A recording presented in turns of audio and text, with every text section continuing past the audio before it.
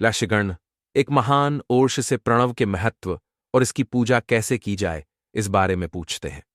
सूत जी उत्तर देते हैं कि महादेव सही उत्तर जानते हैं, लेकिन भगवान शिव की कृपा से वे अपनी समझ साझा करेंगे। वे प्र को सागर और प्रणव को ओम के प्रतीक के रूप में समझाते हैं, जो इसे पार करने के लिए नाव है, जो भक्तों को मोक्ष की ओर प्रेरित करता है। प्रणव दिव्य ज्ञान देता है और भक्तों को शुद्ध करता है। जो इसका पालन करते हैं उन्हें नव या नया कहते हैं। प्रणव दो रूपों में मौजूद है, स्थूल और सूक्ष्म।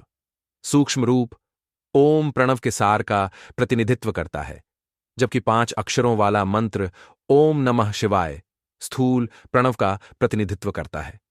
जीवन मुक्त पुरुष समझ के लिए ध्यान के दौरान सूक्ष्म रूप का जाप करता है और अंततः दोहराव के माध्यम से योग तक पहुंचता है। 2 प्रकार के कण रूप प्रतिष्ठित हैं। दीर्घ प्रणव योगियों के हृदय में स्थित है, जबकि ह्रस्व प्रणव में 3 ध्वनियां हैं, अ, उ, एम, जो शिव, शक्ति और उनकी एकता का प्रतिनिधित्व करती हैं, जो पापों को दूर करने के लिए आवश्यक है। मनुष्य की इच्छाएं 5 तत्वों से उत्पन्न होती हैं: पृथ्वी, जल, प्रकाश, वायु और आकाश। अपनी इच्छाओं के लिए अनुष्ठान करने वाले लोग आवश्यकतानुसार प्रणव का जाप करते हैं। निश्चित समय पर ओंकार का जाप करने से आध्यात्मिक शुद्धता और तत्वों पर संतुलन बनाने में सहायता मिलती है। निरंतर जाप करने से पवित्रता बढ़ती है, जिससे मुक्ति और योग की प्राप्ति होती है। समाधि में स्थित योगी जो प्रणव का जाप करता है, वह शिव को दर्शाता है। इस अभ्यास के लिए जप से पहले न्यास नामक पारंपरिक अनुष्ठान की आवश्यकता होती है, जिसमें सफलता सुनिश्चित करने के लिए पवित्र ध्वनियों और संरचित प्रक्रियाओं का उपयोग किया जाता है। 3 प्रकार के योगियों का वर्णन किया गया है। क्रिया योगी जो शारीरिक पूजा करते हैं, तपो योगी जो तपस्या के माध्यम से अपनी इंद्रियों और मन को अनुशासित करते हैं, और जप योगी जो जप करते समय शांति बनाए रखने पर ध्यान केंद्रित करते हैं। आत्मशुद्धि के लिए जप पर जोर दिया जाता है। पंचाक्षर के रूप में जाना जाने वाला मंत्र नमः शिवाय आध्यात्मिक सफलता के लिए महत्वपूर्ण है। इस मंत्र का विशिष्ट समय पर जाप करना और अनुष्ठानों का पालन करना शुद्धता और सफलता प्राप्त करने में सहायता करता है।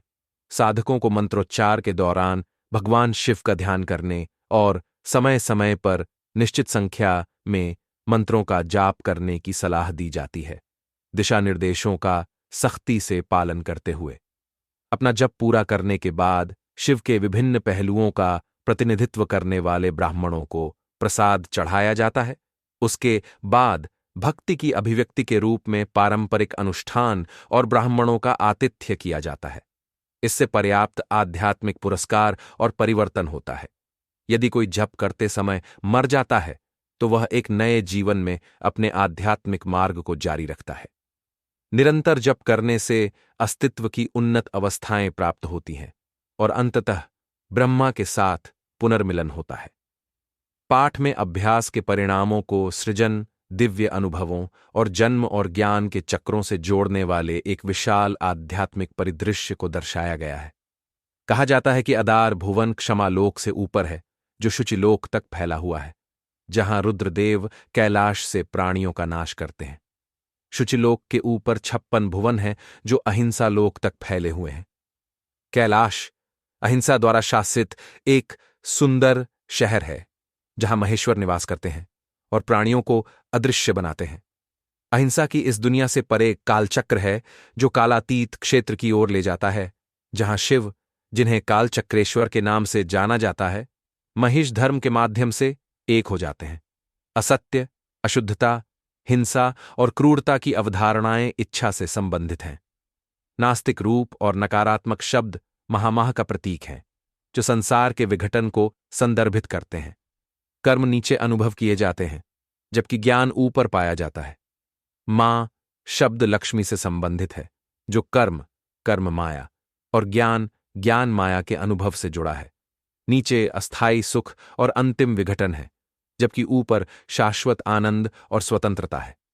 निम्नलोक उन लोगों के लिए हैं जो कर्म में लगे हुए हैं, जबकि उच्च लोक उन लोगों का स्वागत करते हैं जो निस्वार्थ भाव से कार्य करते हैं। बिंदु के प्रति समर्पित उपासक निम्न लोकों में रहते हैं, जबकि शिव की निस्वार्थ भाव से पूजा करने वाले उच्च लोकों में चले जाते हैं। जीव निचले लोकों में रहते हैं, जबकि मुक्त आत्माएं ऊपर रहती है, जिनमें शक्तिलिंग और शिवलिंग जैसे पूजा के प्रकार और प्रतीकों द्वारा अंतर होता है। उच्चतर लोकों में प्रवेश के लिए विनम्रता आवश्यक है, क्योंकि यह अभिमान और अहंकार का प्रतिकार करती है। इस आध्यात्मिक विभाजन को समझने से आत्मलिंग को महालोक और 8 प्राकृतिक संबंधों के रूप में पहचानने में मदद मिलती है। शिव को समर्पित सत्य और अहिंसा को अपनाने वाले साधक अरूह काल चक्र के चक्र को पार कर सकते हैं, जिसका प्रतीक धर्म बैल है, जो ब्रह्मचर्य और सत्य, पवित्रता और दया जैसे गुणों को दर्शाता है। ब्रह्मा, विष्णु और महेश्वर के युग को एक दिन कहा जाता है, जो समय से परे एक शाश्वत क्षेत्र पर जोर देता है, जहां जन्म और मृत्यु का अस्तित्व नहीं है। ब्रह्मा के 14 लोकों के बाद विष्णु के, फिर रुद्र के 28, भगवान शिव से जुड़े 56 लोकों में परिणत होते हैं। इन सबसे परे ब्रह्मचर्य क्षेत्र है, जो गहन ज्ञान से जुड़ा है। सर्वोच्च प्राणी, जिसे सच्चिदानंद के रूप में श्री विग्रह के रूप में दर्शाया गया है, दिव्य क्षेत्र में निवास करता है, जो ध्यान और अनुष्ठान करने वालों पर दया करता है। भगवान शिव से जुड़े कार्य मुक्ति की ओर ले जाते हैं। व्यक्ति का सच्चा स्वरूप आनंद और पूर्णता प्राप्त करता है। शिव को समझने से शुद्ध अस्तित्व प्राप्त होता है, और एक बार अज्ञान मिट जाने पर भगवान का ज्ञान प्राप्त होता है।